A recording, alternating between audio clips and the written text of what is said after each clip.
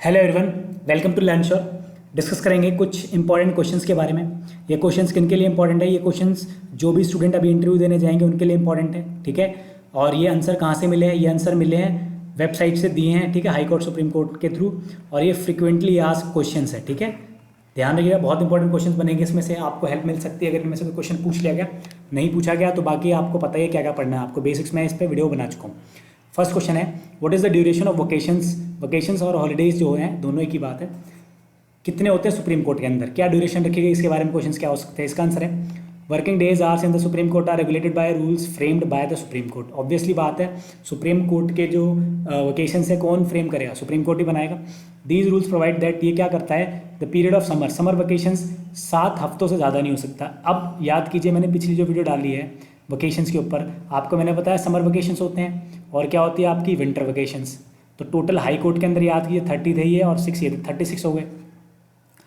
क्या बोला जा रहा है कि 7 हफ्तों से ज़्यादा क्या नहीं हो सकते आपके समर वेकेशंस नहीं हो सकते। The rules further provide that the length of the summer vacation and the number of holidays, मतलब समर वेकेशंस हो गए and the number of holidays. देखिए कितने डे हो गए, 7 × 6 42, ठीक है। संडे हटा दिया हमने, संडे हटा के आपके देखो 2 सैटरडे भी हटेंगे इसमें, 3 तो 39 ये हो गए, ठीक है। इस तरीके से summer vacation and the number of holidays for the court and the office of the court shall be such as may be fixed by the chief justice and notified in the official gazette.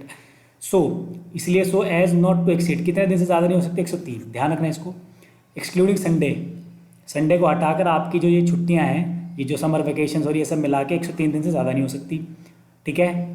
Not falling in the vacation and during court holidays, ठीक है। The supreme court has been working 222 days in year, मतलब generally कितना काम कर रहा है, 222 दिन काम कर रहा है, ठीक है। ध्यान रखना इसको, माइनस करके देखो 365 दिन में से 3 4 143, तो जो ये 143 इनमें से आपकी जो छुट्टियाँ 103 से ज़्यादा नहीं होनी चाहिए, ठीक है। ध्यान रखना इसको। अब देख लो question number second, what is the number of holidays in the high courts. High courts की देख लेते हैं। The duration of vacations in the high court is regulated by, obviously बात है सुप्रीम कोर्ट ने अपना मैनेज किया, इस तरीके से हाई कोर्ट अपना मैनेज करता है। अब याद कीजिए, जो मैंने आपको बताया था प्रेसिडेंट जो होता है और गवर्नर, याद है ना, हाई कोर्ट के जो चीफ जस्टिस है उसकी रिक्रूटमेंट करेगा गवर्नर, और प्रेसिडेंट क्या करेगा, जो चीफ जस्टिस ऑफ इंडिया है और सुप्रीम कोर्ट के जो उनकी नियुक्ति करता है, ठीक है। हाई कोर्ट के करेगा ये और सुप्रीम कोर्ट करेगा प्रेसिडेंट, ध्यान रखना इसको। High court generally enjoy 20 holidays in a year, एक साल में लगभग 20 छुट्टियाँ एंजॉय करता है in a year beside Christmas and winter holidays and summer vacation and the number of working days of high court generally do not fall, ये भी 222 दिन से 222 दिन लगभग काम करता है, ठीक है। What is the language use in supreme court and high court in their proceedings. अब एक्सट्रीमली इंपॉर्टेंट क्वेश्चन, सिर्फ मैंने ये क्वेश्चन मेंशन करने के लिए आपको ये पूरी पीडीएफ में आपको पढ़ा रहा हूँ। बोला जा रहा है कि सुप्रीम कोर्ट के अंदर या हाई कोर्ट के अंदर जो लैंग्वेज होती है, प्रोसीडिंग्स चलती है, केस चलते हैं, वो उसके अंदर कौन सी लैंग्वेज यूज़ होती है।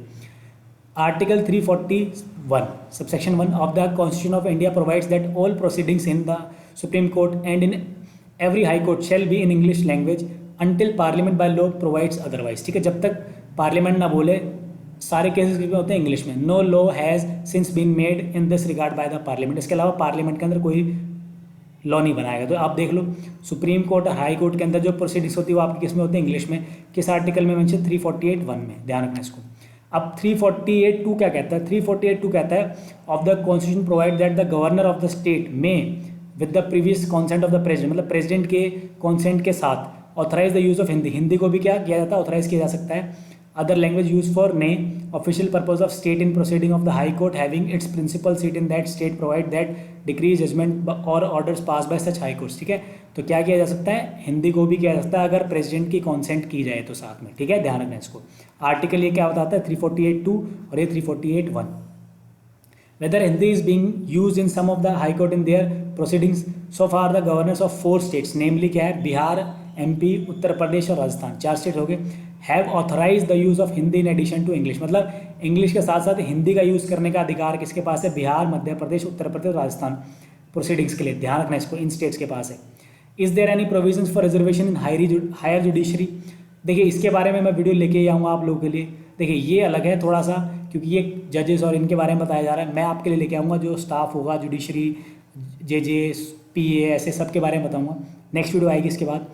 अपॉइंटमेंट ऑफ जजेस of the supreme court and high court is made under article 124 और 217, ठीक है।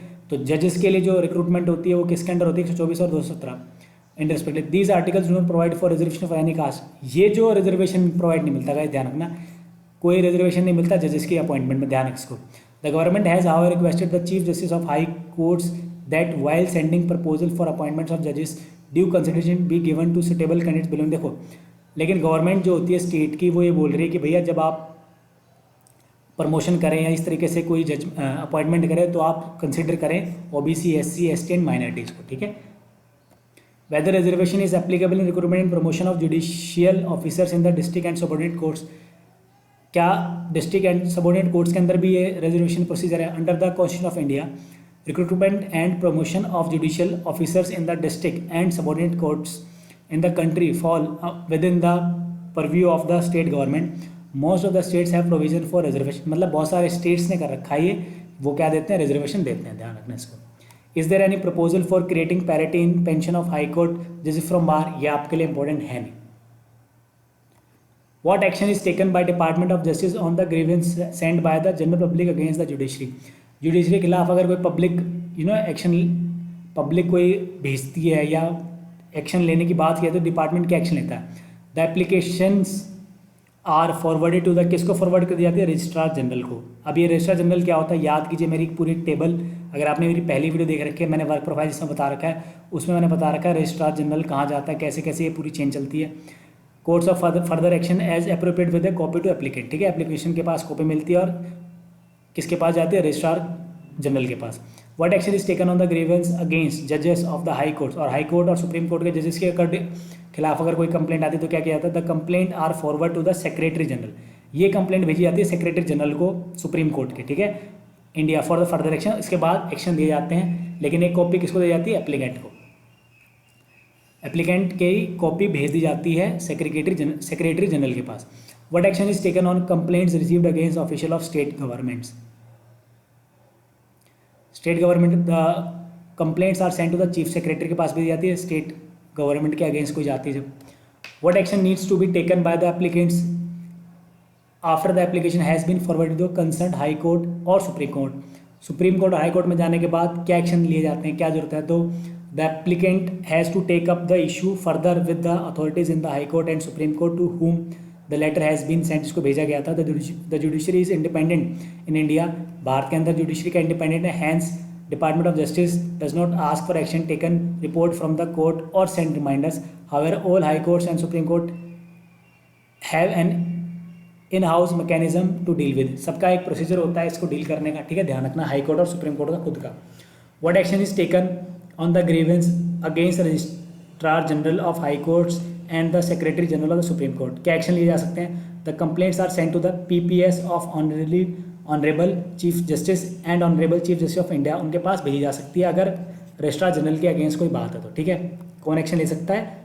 एक्शन ले सकते हैं हमारे चीफ जस्टिस ऑफ इंडिया। तो ये कुछ क्वेश्चंस है, कुछ इंपॉर्टेंट चीज़ें हैं, ध्यान रखिएगा, पढ़ के जाइएगा एक बार। ये पीडीएफ फाइल मैं आपको टेलीग्राम के चैनल पर भेज दूंगा। इसके अलावा, ठीक है, आप मुझे बोलेंगे तो मैं आपको मेल भी कर सकता हूँ। तो ध्यान रखिएगा, बहुत इंपॉर्टेंट कंसेप्ट है इसके अंदर, पढ़ लीजिएगा जरूर, आपको हेल्प आएगी इंटरव्यू के अंदर।